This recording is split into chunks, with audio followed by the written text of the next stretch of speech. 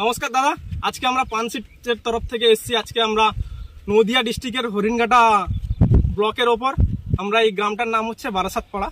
আজকে আমরা পানসিট থেকে একটা নতুন ভ্যারাইটি ইন্ট্রোডাকশন করাচ্ছি, বা আমাদের এখানে ডেমো স্যাম্পল হিসাবে ছিল 18,175 জাতটি। এটা আমরা এখানে কেমন হয়েছে আমরা এটা দেখাবো।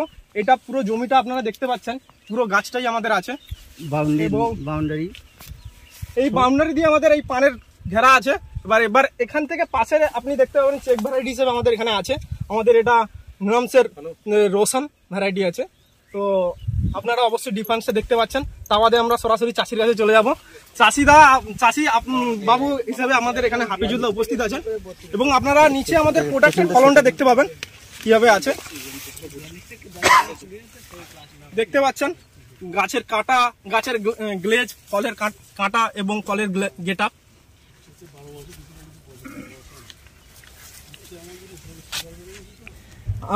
আমরা বলবো, আতিককে বলবো যে চাষি ভাই হিসাবে আমাদের হাফিজুল্লাহ কিছু বক্তব্য নেওয়ার জন্য। ওনার কেমন লাগলো? আমার নাম শৈফুল বিশ্বাস।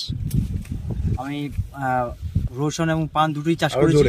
রসুন এবং পান দুটোই চাষ করেছি। রসুনটা বেশি, পানটা একটু কম, কারণ প্রথমত পানের আমি দানা পাইনি। তো এখন চাষ করার পরে দেখতে পাচ্ছি আমি রসুনের থেকে পানের ফলনটা বেশি এবং পানের গেট আপটা বেশি কাটার। আর রসুনের থেকে পানের যে গাছের গ্রোথটা বেশি এবং পাতাটা ভালো। রসুনটা শর্ট টাইমে হলুদ হয়ে যায়, কিন্তু পানেরটা হলুদ হয় না। ভালো রয়েছে, সচকি দেখা যাচ্ছে এখানে নিজের জমি থেকে।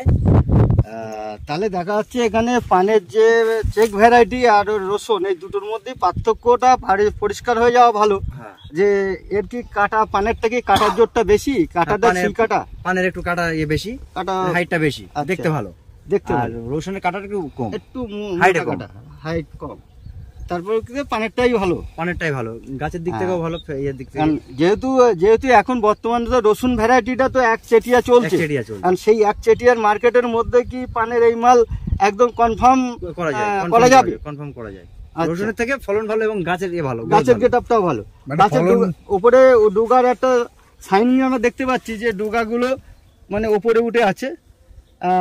ওদের যেমন ডুগাগুলো একটু কম, এদের ডুগার দিকে তাকালে বোঝা যাচ্ছে উপরে জল পোলারটায়, তাহলে বোঝা যাচ্ছে তাহলে পানের ডুগার গ্রোথটা অনেকটা বেশি হয়ে গেছে, পানের গ্রোথটা অনেকটা বেশি আছে। যাই হোক, এখন ডিফারেন্স কেমন হচ্ছে? ফলন ডিফারেন্স রসুনের থেকে পানের ইয়ে ভালো। আর বাজারে গেলে দামে? বাজারে গেলে পানটাই আগে, কাটাটা ভালো, ওই কাটা পানটার চাহিদাটা বেশি আছে। মানে রসুনের থেকে কি কাটাটা ভালো বলছে? ভালো। রসুনের কাটা একটু কি মানে একটু ডাউন, ছোট ডাউন। আর পানের কাটা একটু বড়। তো বাজারে কাটা হলেই বেশি চাহিদা, কাটা হলে বেশি চাহিদা। তো এই বীজ যদি এখানকার গ্রামে বা সমস্ত দোকানদার চাষিরা তুলে, তাহলে চাষিকে লাভবান হবেন অবশ্যই। ঠিক আছে, ধন্যবাদ। Thank you.